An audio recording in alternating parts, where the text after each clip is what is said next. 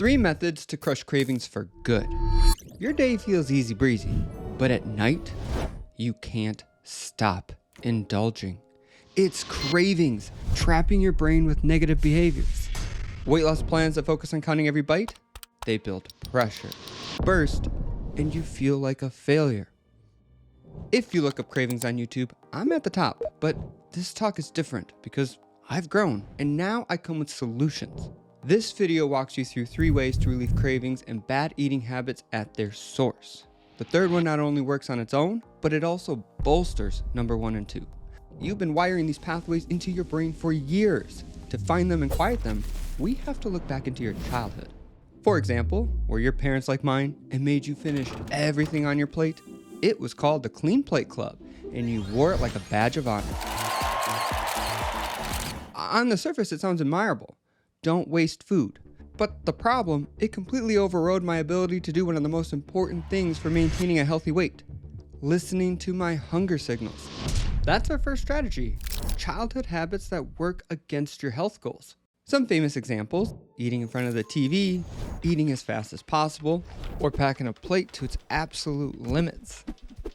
Your brain builds shortcuts. When you repeat a behavior in the same situation, these same neurons fire together and that connection strengthens. Later, when you encounter the same situation again, your brain defaults to the wired pathway automatically, even if it doesn't serve you, because you've been strengthening it for years. And you have many of these. The good news, you can break them. And it takes 2 steps. First, reduce your exposure to the situation. For the Clean Plate Club, I started using plates that were 30% smaller. I could always grab seconds, but having a smaller plate meant I encountered the situation of leftover food less often. This weakens that neuronal connection because it's not firing as frequently. But avoidance isn't the long-term fix. It just makes it easier to replace the unwanted behavior with a new, healthier one, the new neuronal connection. My replacement strategy is simple: practice putting food away. Even if you plan it, it still fires those neurons, making it easier to do when it happens unexpectedly. And while sad at first, I was able to cancel my membership with the Clean Plate Club. So to recap, identify childhood behaviors interfering with your health goals. Reduce your exposure to the situations that lead up to the negative behavior, all the while practicing healthier new behaviors in their place. Now we're going to shift from childhood stem pathways to emotional ones. If you're finding this helpful, like and subscribe so I know to keep making videos. This next strategy tackles one of the biggest hurdles in weight loss: emotional eating. Food isn't just fuel anymore. It's comfort, relief from stress, a distraction from anxiety, even a way to numb sadness. Modern foods are engineered to do this, pumped full of sugar, fat, and salt. In fact, try to think of a natural food that contains both sugar and fat in high quantities. You can't. Nature rarely makes a combination. But food companies engineer it everywhere, hijacking your brain's reward system with an intense dopamine hit. So when you're in a familiar, stressful situation, your brain begs for food-based relief. But the thing is, the instant relief never lasts. So just like before, we have to disrupt these pathways of unwanted behavior for new, healthier ones. That's why things like calorie counting don't solve this. But we can with 2 steps. Step 1, identify the trigger. It sounds simple, but most people mess it up because they don't get specific enough. What days set you off? Monday and Wednesdays dealing with that asshole? End of the month when certain bills are due? It can be anything, but it has to be specific to a single event. Here's one of mine. I used to think my trigger was money stress, but it's hard to act on something that broad. I had to go deeper, seeing my credit card balance higher than I expected. That single event created the emotional spike that carried through the rest of my day. Now it's your turn. Think of one time you emotionally ate recently. Work backward and find a specific physical event that set things in motion. That's your stress trigger. And now you're going to come up with a way to make sure it happens less. Mine was to simply set an alarm to check my card balance every day, even if I didn't purchase anything. My spending got better, and being more aware of my balance prevented that emotional jolt that put me in front of the fridge later that day. This second step is just as critical. You know when kids want to do something they're not supposed to, and you just tell them no, they sit there quietly? Yeah, me neither.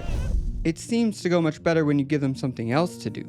Yeah, we're still that same kid. So when that trigger hits to emotionally eat, you have to have a replacement behavior ready. Your brain isn't just going to invent a healthy coping behavior on the fly. It's going to scream at you to use the one already ingrained. Food. So when it comes to your replacement behavior, and I mean this, don't focus on making it super healthy. Focus on making it super fun. I'm a nerd, so one of mine was playing World of Warcraft. Maybe not a healthy choice, but it worked. It distracted me. It was fun. And most importantly, it pulled me off of that gut reaction to grab food. So be honest. Choose what you'll actually do, and over time you can evolve it.